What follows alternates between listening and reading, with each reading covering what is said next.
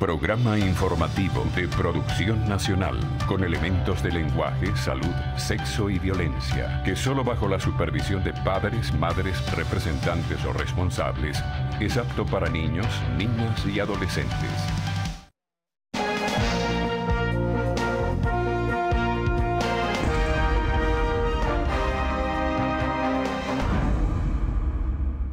Buenos días, buen domingo, buen fin de semana para todos ustedes.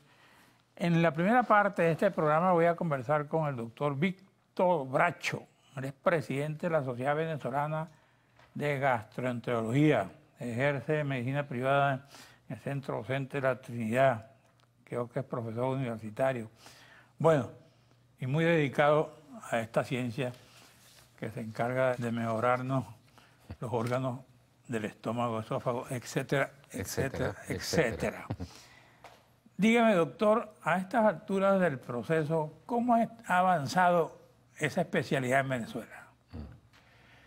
Bueno, creo que podemos decir que a pesar de la situación difícil que estamos ejerciendo ahorita de manera privada y pública, en Venezuela tenemos una excelente formación en nuestra especialidad, en donde parte de lo más interesante está en la situación preventiva, en el diagnóstico de las enfermedades neoplásicas o tumorales del sistema digestivo. Una cosa diferente es tratar una enfermedad maligna cuando ya está avanzada y otra, hacer tus mejores esfuerzos para hacer el diagnóstico en la etapa precoz o premaligna de enfermedades malignas del tracto esófago gastrointestinal. Esa es una situación bastante interesante porque si haces la detección en el momento en que lo debes hacer, logras, mediante procedimientos endoscópicos, resecar lesiones premalignas o malignas en su etapa precoz. Claro, todo esto tiene un bagaje muy importante desde el punto de vista de aprendizaje y de enseñanza, a que las enfermedades deben ser prevenidas. Desde el punto de vista endoscópico, tú puedes prevenir un cáncer colorectal avanzado, puedes prevenir un cáncer esofágico o gástrico avanzado, y si logras hacerlo en esta fase, puedes ofrecerle al paciente el tratamiento endoscópico de este tipo de lesiones, que son en realidad una situación bastante complicada cuando es diagnosticada en fase ya avanzada o con metástasis, que es muy diferente la situación, ¿no? Esa es una situación bastante interesante, el diagnóstico precoz y tratamiento en la fase anticipada o la fase más precoz de su desarrollo, ¿no? Otras situaciones interesantes a comentar en el desarrollo de la especialidad es el tratamiento endoscópico y diagnóstico de enfermedades malignas del sistema biliar o biliopancreático. También en esta situación el estadiaje precoz y el estadiaje apropiado y rápido también se manifiesta en una excelente sobrevida del paciente, tratando entonces así de esta manera de alejarlo de la muerte por cáncer, ¿no? ¿Cuál es la enfermedad que ahorita está golpeando más al ciudadano, en el caso venezolano, desde el punto de vista de gastroenterológico? Bueno, sí, si de la consulta del día a día lo que más estamos viendo en estos momentos son las enterocolitis infecciosas. No quiere decir ¿Eso esto... por qué se produce?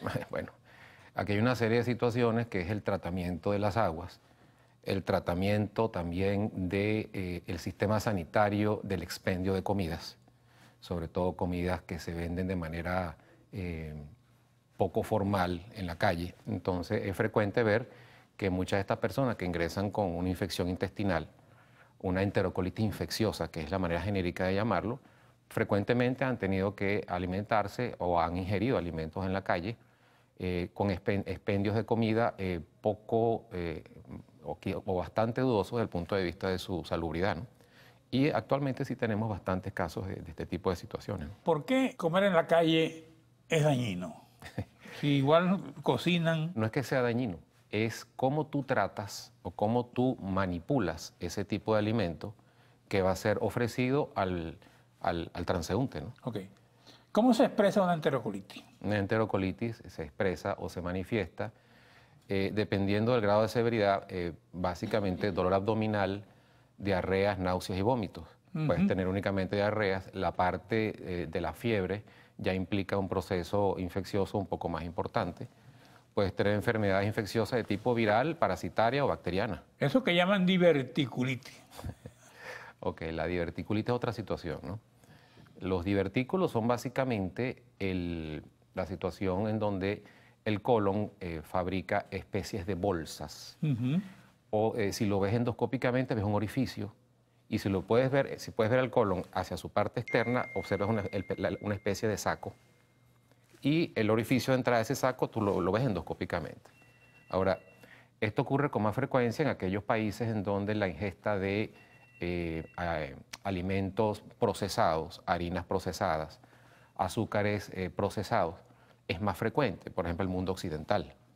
Entonces, por ende, es mucho más frecuente la enfermedad diverticular en el mundo occidental que en el oriente del mundo. Por ejemplo, estaríamos hablando de países como China, África, Japón. Sí. Entonces, estos países tienen más incidencia, menos incidencia de consumo de este tipo de alimentos y menos divertículos. ¿Cómo se previene una enfermedad diverticular? Vamos a un receso y usted ahora pregunta. ¿Cómo no?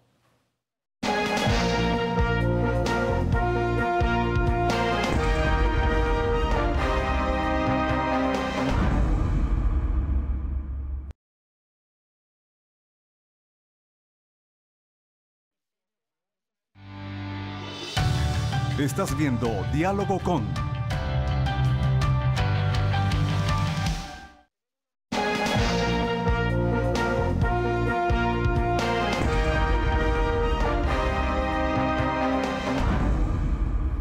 Bueno, leer la pregunta. Ajá. Entonces estábamos hablando de enfermedad diverticular. Ajá. ¿Cómo se previene? ¿Cómo se previene? No hay manera de prevenirla. ¿No? No hay manera de O sea, prevenirla. que estamos sujetos todos a una enfermedad diverticular. Bueno, si tomamos el 100% de las personas que tienen divertículos, Ajá.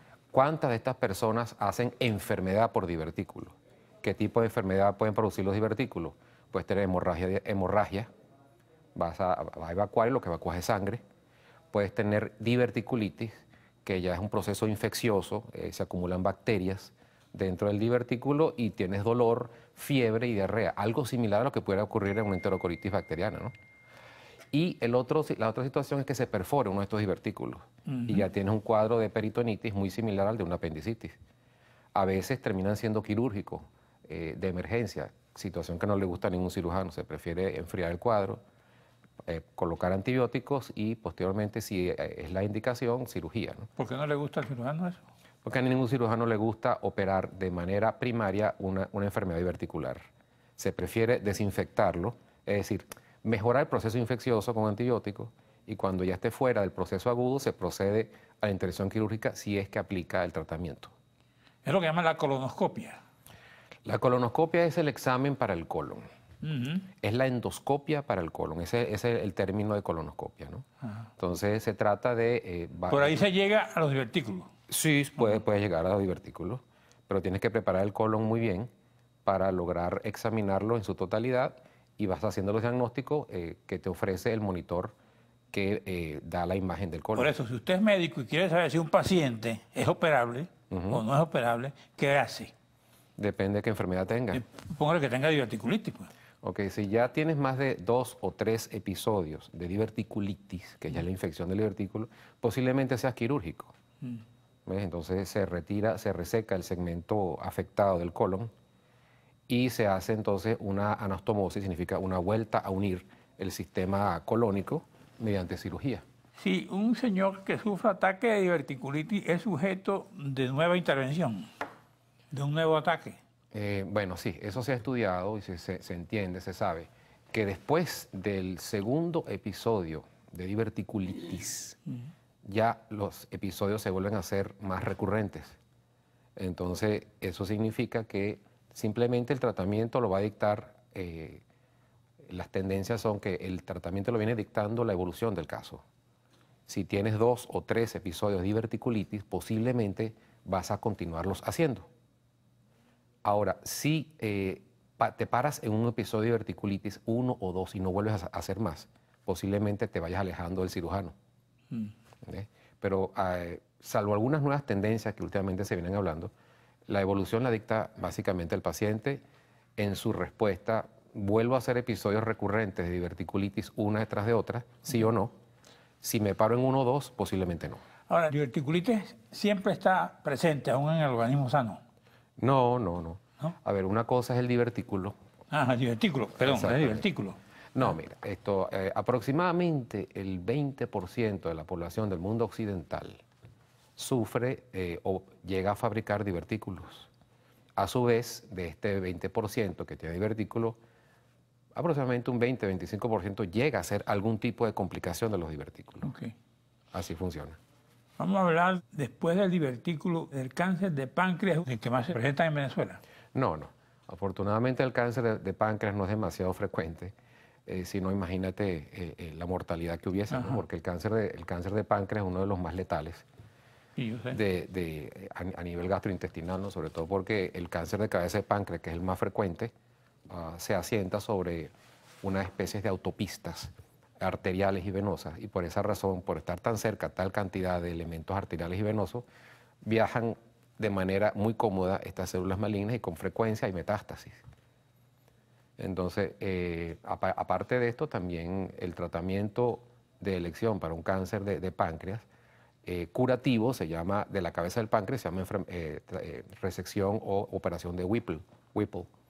Esta operación de Whipple es una operación muy grande que requiere mucho asesoramiento para ver quiénes son los que tienen indicación, a ver si te curas, a ver si por medios quirúrgicos logras retirar completamente la lesión maligna. ¿El cáncer de páncreas se detecta a tiempo o ya cuando está presente está listo el hombre?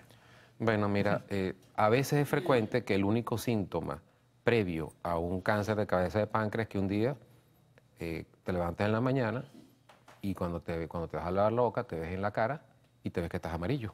Eso se llama ictericia. Claro. A veces debuta de esta manera y es muy frecuente que sea así, desafortunadamente, ¿no? Ahora, si es prevenible o no. No es sencillo hacer prevención de cáncer de páncreas, pero existen pruebas del laboratorio como el CA-19-9 y sobre todo sabiendo si tienes antecedentes familiares o no de cáncer de páncreas. Hay un síndrome familiar de cáncer de páncreas, no es frecuente, pero cuando tú sabes que tu abuela tuvo cáncer de páncreas, tu mamá tuvo cáncer de páncreas o tu hermano han tenido cáncer de páncreas, todos a la vez, entonces, ¿qué es lo que vas a hacer? Nada, tienes que buscar prevención. Entonces, una de las prevenciones es mediante el antígeno CA-19-9, que es una prueba sanguínea, y mediante la ecoendoscopia. Estas son las formas de hacer prevención de cáncer de cabeza, de cáncer pancreático en aquellos pacientes en donde es común en la familia tener esa enfermedad. Vamos a hablar del cáncer de estómago. En el cáncer de estómago tenemos en Venezuela una situación muy particular. Desde el punto de vista de incidencia, Venezuela tiene una tasa de incidencia global de 20 por 100.000 habitantes. Eso nos coloca a nivel mundial en un escalón intermedio. Ahora, si vas a los Andes venezolanos, Táchira, Mérida y Trujillo, allá tienen una incidencia de 40 por 100.000 habitantes. General, Venezuela, 20. Estados andinos, 40 por 100.000 habitantes. Muy buena pregunta. Han habido estudios que han llevado a hacer en conjunto con Japón. En el Táchira existe un centro de prevención que se llama ATACA, en donde, siendo el cáncer gástrico una endemia importante en los estados andinos, entonces a ese nivel se ha implementado como método de prevención una gastroscopia a los 35 años, arrancando a los 35 años. Sobre todo porque es un área altamente endémica en cáncer gástrico. ¿Por qué? No lo sabemos exactamente. Sabemos que son situaciones ambientales. Y aquí ocurren situaciones interesantes. A nivel mundial, el primer país en incidencia de cáncer gástrico es Costa Rica. El segundo se lo pelean entre Japón y Chile en incidencia, segundo y tercero. Ellos tienen una incidencia, estos tres países, entre 40, 42, 38 por 100.000 habitantes. Usted dice que 35 años significa que después de 35 años es que el ser humano está en peligro de presentar un cáncer gástrico. En las áreas endémicas, esa pudiera ser la situación. No tiene que ver que edad más joven, más viejo, en el sentido, un muchacho está sujeto también a esa enfermedad, un joven. Bueno, nosotros decimos joven de 35. Le digo joven de 17.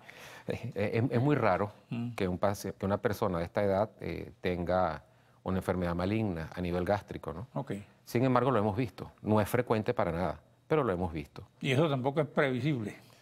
Estos son ya síndromes familiares de neoplasias gastrointestinales que no son sencillas de prever a tiempo. Cuando se hace la detección, usualmente en este tipo de pacientes jóvenes, ¿Es un problema genético?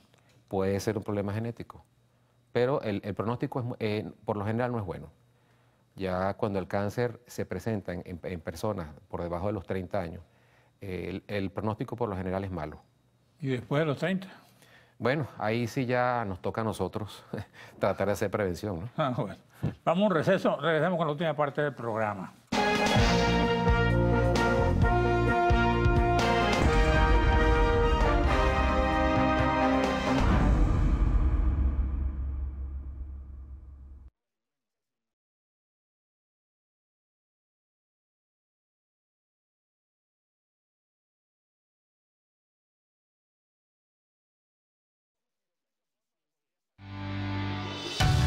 Estás viendo Diálogo con.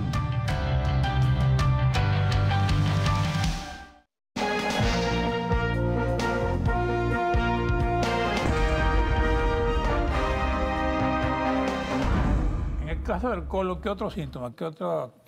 Ahora sí, el tema de la ¿Qué prevención. nos puede usted orientar sobre eso? Sí, es bastante interesante porque la prevención del cáncer de colon está ahorita en la palestra a nivel mundial, desde el punto de vista de buscar mejorar la prevención de cáncer colorectal. De hecho, en el mes de marzo tenemos un día que es el día del awareness. Awareness significa de la conciencia de la prevención del cáncer colorectal. Si tú no tienes antecedentes familiares o personales de cáncer o cáncer de colon familiar, tu chequeo se inicia entre los 45 y los 50 años de edad.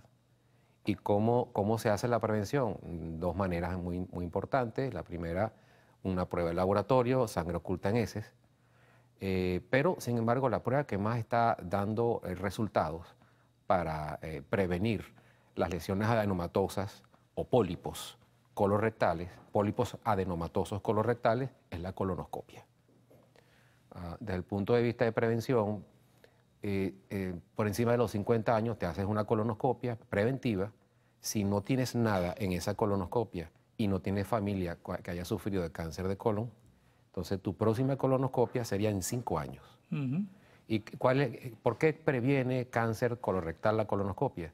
Porque cuando detectas un pólipo, tú lo sacas y evitas que ese pólipo adenomatoso, con el andar del tiempo, se transforme en cáncer. Un pólipo adenomatoso puede transformarse en cáncer en un periodo tan corto como los 4 años y tan largo como los 14. Luego, imagínate tú la cantidad de tiempo que tienes para chequearte y evitar que ese pólipo, que por lo general es indolente, se transforme en un carcinoma o un adenocarcinoma de colon, que ya es otra historia, otro libro. Entonces, desde ese punto de vista, el llamado es a la prevención. Consulte con su internista o su gastroenterólogo por encima de los 45, 50 años de edad, para que le recomiende el método más eficaz para el caso suyo, para prevención de cáncer colorectal. Dígame algo, este tipo de cáncer en Venezuela tenemos que hay muchos, ¿no? A ver, el cáncer gástrico es una cosa. El de colon. El de colon es otra historia diferente. Nosotros estamos en Venezuela en un escalón más bien intermedio bajo en incidencia de cáncer de colon. ¿Tú tienes suficientes recursos desde el punto de vista tecnológico para tus exámenes, para detectar a los pacientes lo que tienen? ¿De qué sitio estamos hablando? Estoy hablando de que si tienes los reactivos, tienes todo lo que necesita un médico para sus exámenes, pues. Sí, por eso le digo, ¿no? Estamos ahorita hablando del sistema sanitario venezolano. El sistema sanitario venezolano. En la clínica, pues. Bueno, la clínica. Porque algunos tienen las máquinas que no funcionan, ¿no? Sí, bueno, ese es otro drama que estamos viviendo ahorita, ¿no? Que yo creo que es a donde tú vas, Carlos. Correcto. Entonces, el otro drama que tenemos ahorita es precisamente el colapso de los sistemas endoscópicos a nivel de hospitales públicos y privados. Más que todo a nivel público hay un colapso muy generalizado, desafortunadamente, de los sistemas endoscópicos que son necesarios para hacer prevención de este tipo de situaciones, ¿no? Entonces, sin embargo, si te toca a ti atender a un paciente por encima de los 50 años de edad y respectivamente del motivo que lo lleva a consulta, tu obligación como gastroenterólogo o internista es proponer a ese paciente que tiene enfrente, mira, tú tienes más de 50 años de edad y tú debes chequearte el colon en prevención de cáncer colorectal. ¿Qué otro tema podemos desarrollar aquí ya al fin del programa? Que usted... Sí, para desarrollar acá esto, la licenciada me había hablado a mí de la parte del estrés psicosocial en el sistema digestivo, ¿no? Bueno, que yo te diga a ti que el estrés psicosocial... porque ella vive estresada. Bueno, desde el punto de vista de estrés psicosocial, bueno, obviamente, si tú ya tienes una enfermedad, el estrés actúa como un amplificador. ¿Qué significa un amplificador? Si tú tienes una úlcera gástrica o un reflujo, cuando tú pasas por situaciones estresantes en tu vida, obviamente que eso funciona como un amplificador y sientes el triple de lo que normalmente pudieras llegar a sentir. Esa es una situación. ¿Qué otra cosa? Bueno, mira, chequense... Esófago. Esófago, bueno, interesante. El esófago es un órgano que está intermedio entre la orofaringe y la unión del esófago del esófago y a nivel del estómago. En esófago podemos tener la enfermedad por reflujo, podemos tener esofagitis erosiva, esofagitis por el reflujo ácido. Es una de las más frecuentes en nuestro medio. Cáncer esofágico, sí, cáncer esofágico. Mortal también. Usualmente no es bueno. Usualmente no es bueno cuando está en su etapa avanzada, que es cuando usualmente se detecta, ¿no? Pero existe tratamiento para este tipo de situaciones, ¿no? Entonces, a ver qué es lo que les puedo decir. Básicamente, el resumen de toda esta conversación que hemos hecho desde el punto de vista de enfermedades malignas o premalignas, chequéate a tiempo.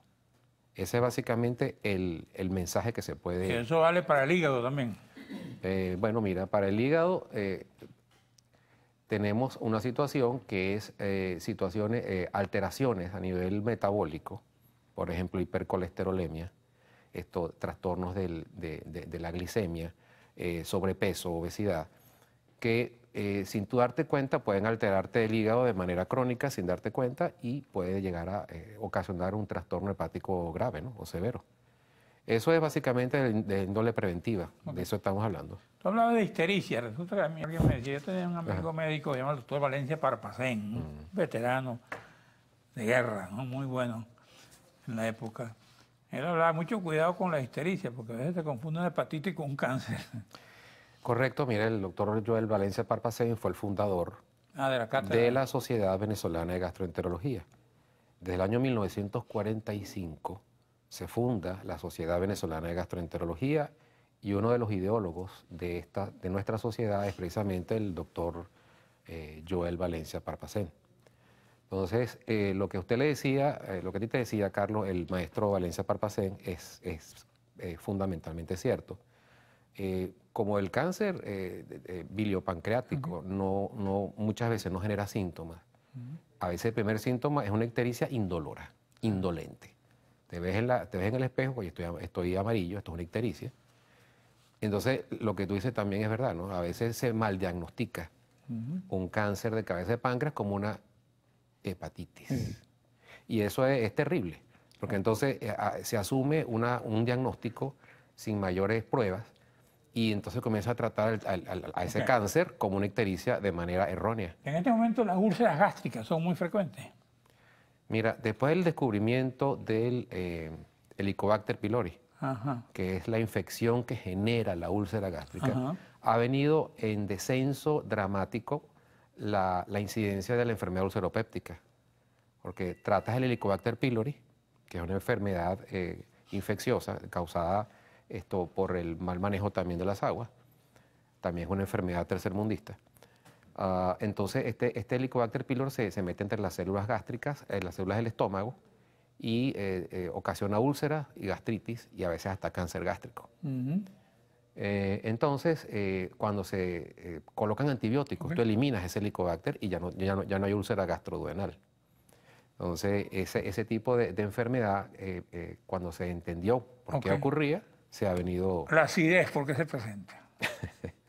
La acidez es un síntoma extremadamente amplio, es un síntoma extremadamente inespecífico.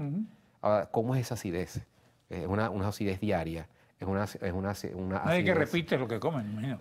Es una acidez consuetudinaria, es una acidez que te sube hasta la boca, eso ya es reflujo. Ese es reflujo, claro. Eso ya es reflujo. Claro. Ahora, la acidez que se te presenta a ti de manera ocasional, posiblemente no se trate de una enfermedad importante. Y para el reflujo que te mandan antibióticos.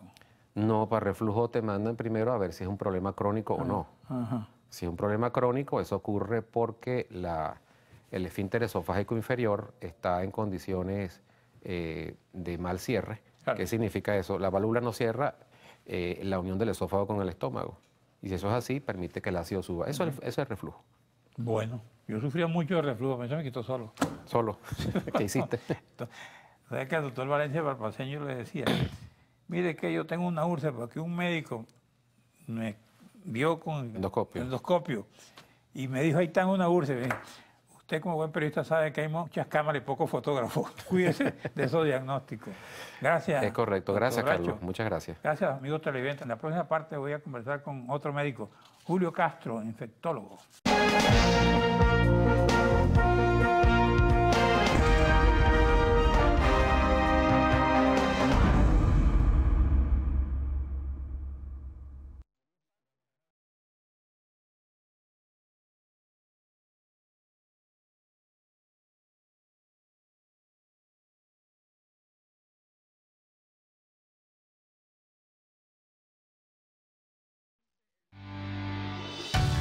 Estás viendo Diálogo con...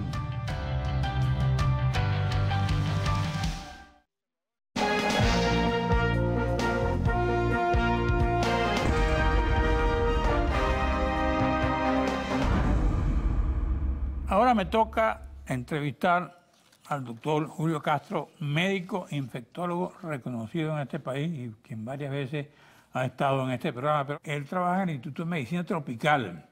Y me han dicho que están robando mucho en ese instituto todos los días. Desde hace 2 años, Carlos, ¿Qué? me están robando casi que una vez cada 2 semanas. ¿Y qué se roban? Bueno, al principio computadoras, impresoras, aparatos de laboratorio que hacen cosas, exámenes, finalmente hasta las posetas, pues ya es difícil, puertas, etcétera, aires acondicionados. La verdad que la hemos pasado difícil en el instituto. Eso no es nuevo, tiene 2 años ya el tema de los robos. ¿Y no hay medidas de seguridad para eso? Bueno, se han tratado de instalar puertas de seguridad en los laboratorios, etcétera, etcétera. Una de las dificultades es que siendo en la universidad patrimonio de la humanidad, el tema de la modificación arquitectónica de las áreas comunes, no puedes poner una reja en la mitad del pasillo. Por ejemplo, hay una normativa y hay un tema de recursos también. Las universidades tienen presupuesto reconducido desde hace 5 años y imagínate lo que significa un presupuesto reconducido en una universidad con la inflación que tenemos.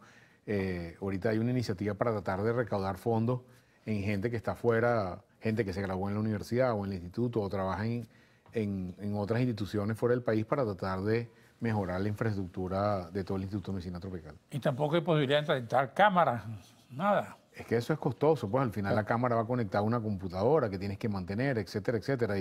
Y de pronto se roban la computadora y las cámaras también. Exactamente. Entonces es una dificultad importante.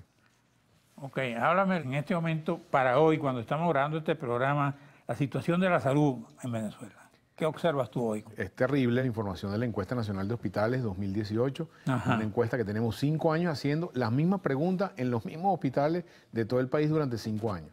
La situación es cada vez peor, la verdad. Cuando tú evalúas, por ejemplo, hacer una placa de tórax, una cosa simple en el país hoy en día, 88% de los hospitales no son capaces de hacer una placa de tórax 24 horas al día, 7 días a la semana anterior de la encuesta, que es la primera semana de marzo. Entonces, eso te da una idea de un hospital general, como el Hospital Universitario de Caracas, el Hospital Vargas, Antonio María Pineda de Barquisimeto, Luis Racetti en Barcelona, que no son capaces de mantener esa operatividad, ni hablar de antibióticos, camas operativas, terapia intensiva. Toda esa situación se ha deteriorado de una forma muy importante que tiene que ver con el deterioro estructural del país, y esos son los hospitales que atienden a los venezolanos todos los días. Entonces, eso refleja un deterioro muy, muy importante, muy notorio, llegando a unos niveles de preocupación importantísimos. ¿Y a dónde acude el paciente? Bueno, el paciente termina yendo al hospital, pero el hospital al final es es un albergue de pacientes. Llega al hospital y te leen la cartilla. Usted tiene que traer el suero, el catéter, la sábana, la comida, el antibiótico, el medicamento. Tiene que hacerse la placa a una clínica privada que está cerca o intente que esté cerca, o una tomografía y tiene que pagarla y regresa al hospital. Al final, lo que hay es una estructura deteriorada con médicos cada vez menos para tratar de darle salud a ese paciente. ¿Y qué pasa con el paciente que no tiene nada de eso? Bueno, Ni puede adquirir, porque los hay. Sí, son la mayoría, Claro. de hecho, son la mayoría. Pasan trabajo, fallecen o tienen complicaciones severas de su propia enfermedad. Estoy hablando no de enfermedades banales, estoy hablando de cáncer, infecciones severas, pacientes con VIH, niños que requieren cirugía. O sea, la situación es la verdad lamentable. En este momento, desde el punto de vista de tu especialidad, ¿qué es lo que más ataca al venezolano? Hay 3 cosas en este momento con actividad muy preocupante. Ajá. Malaria, 400.000 casos, los datos oficiales, 400.000 casos nuevos, que llegan a 1 millón cuando suman las recaídas y las reinfecciones. Difteria, año y medio con casos de difteria y la enfermedad está muy lejos de estar controlada. Hay actividad en el estado Carabobo y en los estados centrales del país con mortalidad y casos nuevos. Y hay sarampión, que había sido una enfermedad erradicada, ambas difteria y sarampión, enfermedades controladas por vacuna, con actividad en la mayoría de los estados del país. Son situaciones que requieren la atención del Ministerio de Salud o del alto gobierno en salud para tratar de bloquearlas porque traslucen la falta de políticas consistentes en salud, no de hace 1 año ni hace 2, sino hace 10 años. El hecho que hemos llegado hasta aquí en ¿Qué es lo que sarampión, tiene que hacer el Estado? vacunar, por ejemplo. Ajá. En el tema de difteria y sarampión es vacunar. Tienen vacuna y no están vacunando a la cantidad de gente que necesitan vacunar. Eso no es de ¿Por un qué año. no están vacunando? Porque no quieren vacunar o porque la gente no va a vacunarse. No, yo creo que no hay una estructura de vacunación del sistema de salud. Está tan deteriorado, los programas, las estructuras, las enfermeras vacunadoras, y no hay un interés ni una planificación en el sector salud que permita que vacunes a toda la gente. En el mundo de hoy, si la gente no viene a vacunarse, tienes que ir a buscarla donde esté para vacunarla. No es permisible en el día de hoy que tengas niveles de vacunación como los que tenemos. Tú tienes que vacunar al 85-90% de la población. Estés donde estés, hagas lo que hagas. Te pregunto, ¿y esas vacunas quién las guarda? Esas vacunas las tiene el Ministerio de Salud. ¿Y las tiene ahí Bueno, arrumadas? las tiene en los centros, pero no terminan de llevarse a la gente donde las necesita. O sea, en el hospital universitario, por ejemplo, no hay vacunas que el paciente llegue y el mismo hospital tome la decisión de que se inyecte la vacuna. Sí, los centros hospitalarios no son centros de vacunación históricos. Las unidades de vacunación históricas son las unidades sanitarias, Ajá. los centros ¿Eso existe, ambulatorios. las unidades sanitarias? Sí, los ambulatorios. O sea, el Ministerio de Salud tiene miles de ambulatorios a nivel nacional, más las gobernaciones, más la alcaldía, pero tú tienes que garantizar que el producto biológico está allí, que tienes programas para vacunar a la gente, identificarlos y vacunar. Eso requiere una cadena de eventos que no se ha cumplido en los últimos años. Y la consecuencia es lo que tenemos ahorita. ¿Qué otra cosa te preocupa? El tema de la malaria es un tema porque no hay vacuna de malaria. No existe vacuna de malaria y eso es una enfermedad de control que implica la migración ilegal en la zona fronteriza, particularmente en el estado Bolívar. Ahí hay un tema de tráfico de medicamentos, ahí hay un tema de migración ilegal y minería ilegal, ahí hay un tema de movimientos poblacionales por las dificultades económicas de todo el país, que la gente buscando beneficio económico, un poco la fiebre del oro, se va al estado Bolívar, se contagia con el parásito y viene a los sitios donde ellos viven, y al estar una persona con parásito, con un vector que puede ser en los valles del Tuy, puede ser en el estado Nueva Esparta, puede ser en el estado Vargas. ¿Caracas tiene problemas de malaria en este momento? No, ni va a haber porque el anófeles no puede vivir a la altura de Caracas. Pero en lo que baja a 600 metros o 400 metros sobre el nivel del mar, como ahí en los valles del Tuy o ahí en Higuerote, hay malaria de nuevo. Y eso es una situación que costó controlar 40 años y ahora la perdimos y va a costar controlarla muchos años más. La malaria conduce inevitablemente a la muerte. Si no la tratas, sí. Es una enfermedad parasitaria, el parásito se mete dentro del glóbulo rojo, lo va rompiendo y de alguna manera, si la gente no se trata, termina falleciendo. ¿Qué otra enfermedad infecciosa te preocupa? El tema de difteria tiene unas implicaciones y sarampión tiene unas implicaciones en el mediano plazo muy importantes porque estas son, siendo enfermedades controlables por vacuna, si tú no las controlas rápidamente, vas a tener epidemia 4 o 5 años. Vamos a un receso, regresamos contigo.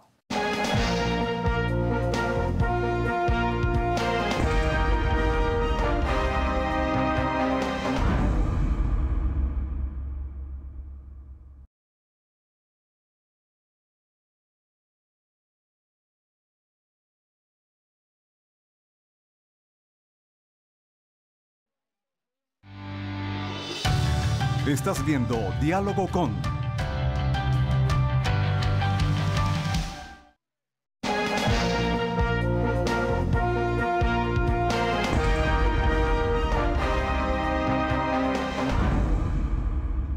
Dígame, doctor Castro, ¿qué más? Me preocupa mucho el tema de los pacientes con VIH, porque es algo que veo en el día a día. Yo veo pacientes VIH todos los días y tiene 6 meses donde no hay tratamiento antirretroviral para los pacientes. En Venezuela hay... ¿De SIDA? De SIDA. 75.000 pacientes están en Venezuela con tratamiento ya desde hace bastantes años y no hay disponibilidad de tratamiento para esos pacientes. Y ellos sí mueren inexorablemente, ¿no? Claro, si no los trata, la enfermedad avanza y fallecen. Eso es un programa que el ministerio conoce. Los pacientes saben cómo se llaman, dónde están y qué tratamiento reciben desde hace años. ¿Y dónde están? No tener la previsión de comprar ese tratamiento es algo que es inexplicable a estas alturas. Lo mismo los pacientes trasplantados. No es el de enfermedades infecciosas, pero de alguna manera terminan infectándose. Estaba viendo que los trasplantados de riñón tienen un problema también. Todos los trasplantados que usan medicamentos inmunosupresores. Entonces, todo ¿Y por qué? Bueno, no entendemos, habría que preguntarle a la gente encargada de eso, al ministro, porque sabiendo que hay unos pacientes que requieren tratamiento, que lo van a requerir todo el tiempo, no hay tratamiento. Entonces, lo mismo pasa para malaria. Hay dificultades para conseguir el tratamiento antimalárico hoy en día en todo el país. Entonces, la pregunta es, bueno, si tú sabes que va a haber un número determinado de casos el año que viene, ten la previsión de comprar los medicamentos y evita que esos pacientes estén zanqueando por todo el país buscar tratamiento. En el caso de los VIH, no hay en ninguna parte del país, se tienen que ir. Yo he tenido pacientes que me dicen, doctor, yo me voy del país para donde sea, porque no consigo el tratamiento aquí. Prefiero ir a buscar el tratamiento en otro país, cuésteme lo que me cueste, que con mi trabajo puedo costearlo, que aquí que no estoy recibiendo tratamiento hace 7, 8 meses. Es una situación muy grave que tiene una connotación. En lo que haya más pacientes con virus en su sangre sin control de tratamiento, hay mayor transmisibilidad. La epidemia avanza en términos de control, va a haber más casos. O sea, no solamente el paciente que no tiene tratamiento, sino afecta a los que se van a contagiar nuevos porque la capacidad de contagio aumenta progresivamente en función de esos pacientes que no están controlados. Y no están tomando las medidas preventivas, o no hay una campaña educativa en función de eso.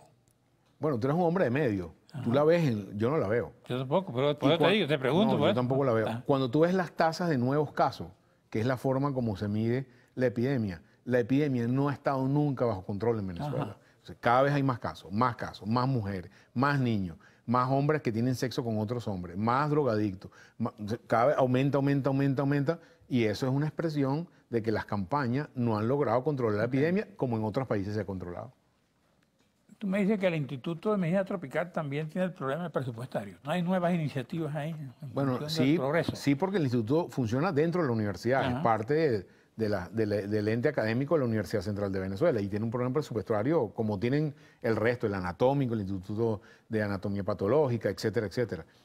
Ahorita se están tratando de hacer iniciativas para tener proyectos de investigación compartidos con investigadores fuera del país para poder obtener recursos, por lo menos para reactivos y equipo. Dime una cosa, ¿se han ido muchos profesionales de ahí, del instituto? Del instituto es difícil que yo te diga, pues somos bastantes ahí, son casi 14 laboratorios. Se han ido, ciertamente se han ido. Yo, en mi cabeza hay 5 o 6 de los que trabajan directamente conmigo. En la unidad donde yo trabajaba empezamos siendo 4, se fueron 2, vino 2 más, se volvieron ahí 2, total que al final quedamos 3. ¿Qué noticia tienes de ellos? ¿Están mejor? ¿Dónde están? Están trabajando, están en un sitio seguro, están haciendo investigación, están viendo pacientes. Hay gente en Arabia Saudita, otros están en Estados Unidos, otros están en España, hay en varios sitios y están trabajando como médicos en una situación mejor que la que tenemos nosotros aquí, sin duda. Aquí dice que la OPS alertó sobre sarampión en las Américas, con mayor brote en Venezuela. Del total de casos de las Américas, según los datos de OPS, del total de casos de las Américas, 80% son de Venezuela, porque hay sarampión en otras partes también. La Organización Mundial de la Salud, la OPS en particular, quería o intentó que el continente estuviera libre de sarampión, y hizo una estrategia para eso. Bueno, se declaró el continente libre de sarampión y volvió el sarampión de nuevo, entre otras cosas, porque algún grupo de países no hicieron lo que tenían que hacer, entre ellos Venezuela. ¿Y en Venezuela cuáles son las zonas más susceptibles al sarampión? ¿Todas? No, todas, porque como no hay datos, no hay boletín epidemiológico, no hay reportes de vacunación, no sabemos dónde vacunaron más y dónde vacunaron menos, pero yo estimaría que el déficit es global y no hay una zona más que otra. Siempre las cosas empiezan por el estado Bolívar. Difteria empezó por Bolívar, sarampión empezó por Bolívar y malaria, Bolívar es el caso más emblemático. Pero creo que tiene que ver, obedece a diferentes razones, no necesariamente en cada una de las enfermedades. Aquí dice que en los primeros meses del 2018, 9 países de América notificaron casos confirmados de sarampión. Y hay un problema también con los venezolanos que están migrando, y creo que Brasil está tomando medidas y está exigiendo que vayan vacunados. Sí, hay campamentos de refugiados en la frontera Brasil-Venezuela y en la frontera Colombia-Venezuela.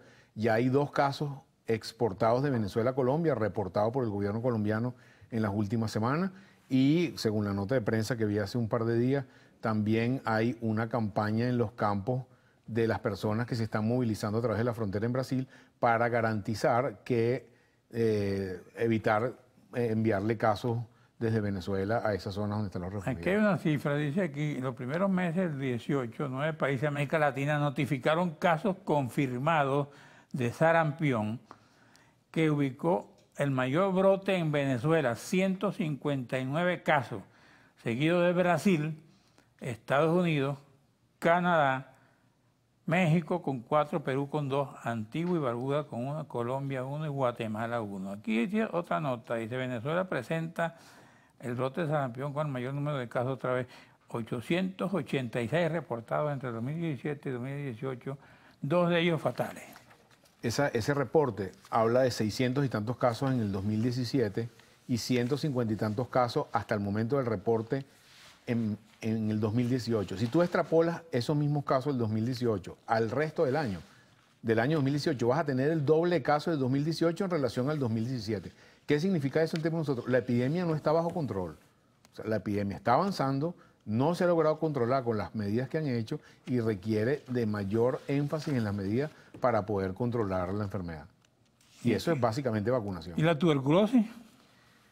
Una buena pregunta, la verdad. No tenemos datos porque el boletín epidemiológico está trancado, no tenemos información, acceso a información global.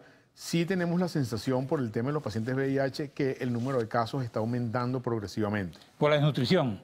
Y el tema del descontrol del VIH. VIH y tuberculosis tienen una relación... La tuberculosis, correcto. Sí, tienen una relación muy cercana en términos del número de casos y nos está preocupando que se ha hecho difícil en el último mes en particular la consecución del tratamiento para los pacientes, porque vemos también pacientes con tuberculosis. Entonces, esta es una enfermedad a la cual yo creo que hay que ponerle el ojo. No tenemos información oficial de qué es lo que está pasando, que deberíamos tener, y es algo que nos preocupa porque al ser una enfermedad transmisible y no tener la capacidad de control con tratamiento, te puede generar un brote importante. Bueno, aquí veo que en el instituto te robaron hasta las bacterias. Los hongos y las bacterias se los llevaron hace un tiempo. Gracias. Gracias, Carlos. Doctor Julio Castro. Gracias a ustedes, amigos televidentes. Nos veremos aquí el próximo domingo a esta misma hora.